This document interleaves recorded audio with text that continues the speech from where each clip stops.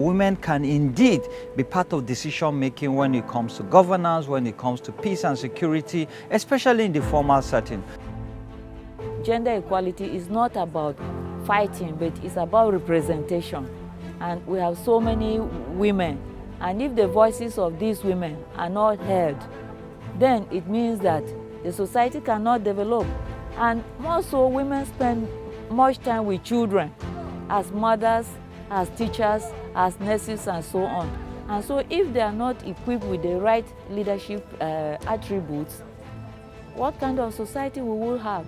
This is a time to celebrate, especially for the Benue people, being that they have joined an elite crowd of states that have prioritized the agenda for women. It is through this state action plan that we will jointly hold ourselves accountable. I welcome all of you to this historic event that is marking the launching of the Benue State Action Plan on the United Nations Security Council Resolution 1325 on women, peace, and security.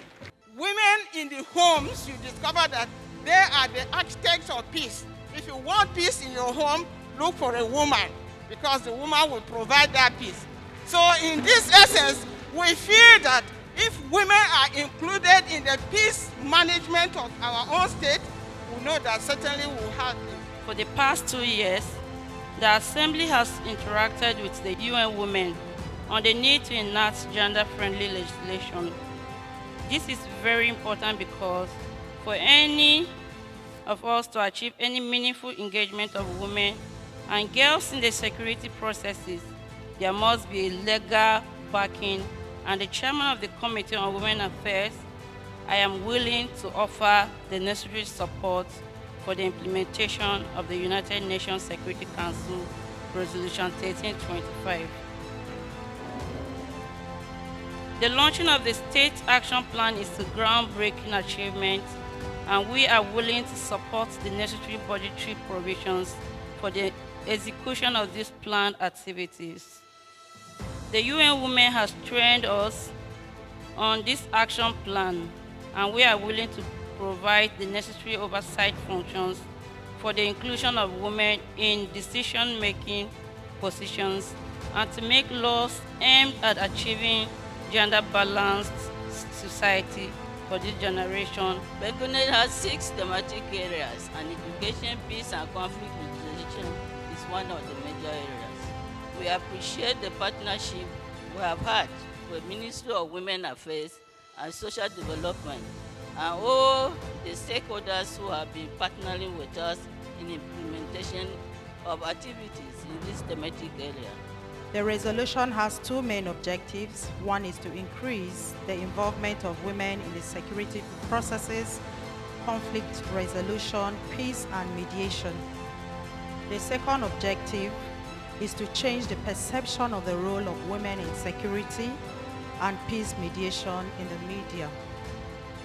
Today, with the support of the state governor, Dr. Samuel Otom, the Norwegian Embassy to Nigeria, and the UN Women, this document has become a reality and is available for stakeholders, ministries, departments, and agencies to key into its provisions for the development of women in building the state and promoting a peaceful environment for the achievement of set goals and initiatives, conflict prevention and disaster management, participation and representation, protection and prosecution, crisis management, early recovery and reconstruction.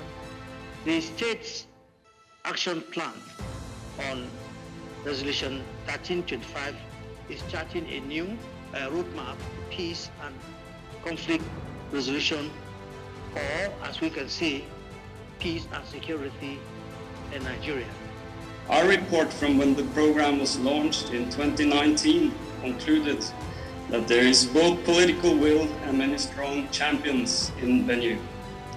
Today we see that this was indeed a true prediction. I would like to commend the leadership that has been taken to make the action plan come about.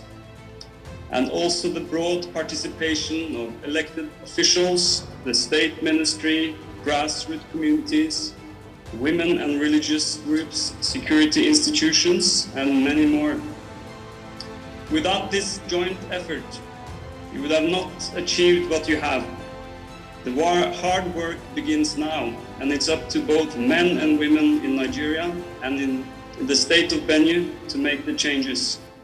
Norway and the Norwegian Embassy will remain strong supporters of your work. The state action plan in Benue is very timely, given also that Benue State has been contending with incessant violent conflict and attacks which have resulted in loss of lives and properties in recent times, and whereby women and children have also have been on the receiving end of many of this violence. So the Benue State Action Plan, which is being launched today, was carefully developed to contribute to addressing some of these and other related challenges in the state and the country at large, highlighting the gender and human rights perspective. In the effort to ensure that this process of the design and implementation of the action plan, the state action plan, puts local ownership at the center, a state committee has been established to both monitor and coordinate implementation of this action plan.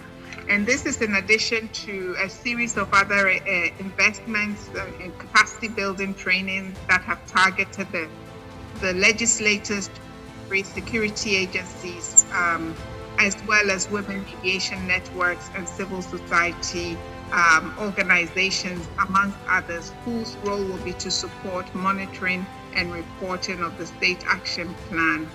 Having a national or state action plan is a means to an end. It's a good achievement, but a better result is when we see this action plan fully implemented to achieve the desired goals and objectives. And I believe it's not just the government. We have a wide range of stakeholders that we have engaged in Benue State. And I'm happy to say that we are beginning to see these stakeholders taking ownership. The traditional institutions, for instance, are now he for she, and they are mentoring other men to become gender champions. We have also engaged individually and collectively at different levels with various stakeholders, market women, men, on one-on-one conversations. We've also had media interviews. At some point we were on Radio Benue to discuss the he for she campaign, and then of course to see how we can get more public buy-in to push the ideals of engaging women in all processes. The launch of the SAP couldn't have come at a better time considering the high level of conflict in our community and the need for all hands to be on deck. In order to tackle the menace, women being mostly affected by this conflict, there is every need to bring them on board. The collaboration and support we have seen since we came here 2 years ago has been exemplary. The passion, the dedication from the women to ensure that their issues are put on the table have gone beyond our expectations. We saw women mediators that had not even understood the training within a month of them getting the training, coming to us and saying there's an issue in our community. As International Alert, we believe and know that peace begins with all of us. Peace is us. We are the only ones who can create that peace. It is us to bring it on the table. As Ministry of Women Affairs, we're supposed to go out for sensitization to encourage our women to be very bold, to face it. They should not listen to any humiliation. They should not accept that. They should be vocal no matter what happens, because that is what we'll be able to achieve.